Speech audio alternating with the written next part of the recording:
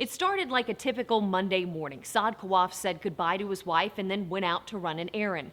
But there were two attackers waiting for him outside, and in the quiet gated neighborhood, questions swirled about who the attackers could be and how did they go unnoticed. Questions detectives are still trying to answer today. Crime isn't common in the gated Deerwood neighborhood, especially murder. But the morning of May 17, 1999 would turn out to be a deadly one. It was around 9:30 a.m. when Saad Kawaf walked out his door to go to his van parked in the driveway. A few minutes later, Mrs. Kawaf heard a scream come from the garage. She opened the door and saw her husband being beaten and stabbed by a man. Then she saw a woman who attacked her and tied her up inside. With the Kawafs being the owners of the Forest Discount Food Store, police believe the attackers were after money. He would make deposits several times a week at the bank, so feel that that's definitely somebody was watching his activity. And waited for the moment to strike. Neighbors didn't report seeing or hearing anything out of the ordinary that morning, except for one that was walking her dog. She also saw a red Jeep Cherokee. As she went past the house and continued on her walk, that red Jeep Cherokee eventually passed her. Despite pulling records from the guard gate and canvassing the neighborhood, that Jeep was never identified.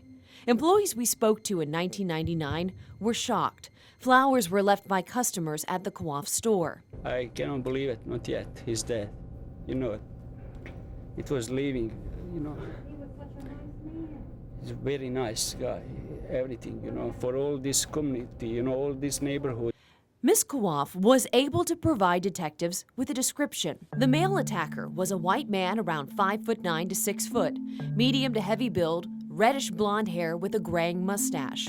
The female attacker was a white female around 5'2", petite, with thin, shoulder-length blonde hair. This is a composite sketch. Miss Kawaf was also able to provide another piece of evidence. Because she bit the female attacker during their struggle, there was DNA. Cold case detectives say the evidence taken from the scene was processed in 1999, then again in 2014. We have still have been unable to identify any suspects. And employees at the Kawaf store didn't recognize the woman in the composite in 1999. I never meet her here. I don't think so. She was here on store.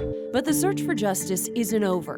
Detective Radigan hopes someone in the public may come forward, even if it's just a small piece of information. Maybe something that struck them funny 20 years ago about somebody's demeanor around that time. Maybe somebody came into some money, maybe somebody, they remember an injury, or just maybe something that they didn't think it was big enough to bring to police's attention at that time to bring it to our attention now, saying, hey, you know, I've always felt funny about this, and just give us a direction that we can start looking at. And hopefully bring closure to a family that's been waiting more than 20 years now for justice. If you know anything about the murder of Saad Kawaf in 1999, call the Jacksonville Sheriff's Office or Crime Stoppers. Katie Jeffries, First Coast News, on your side.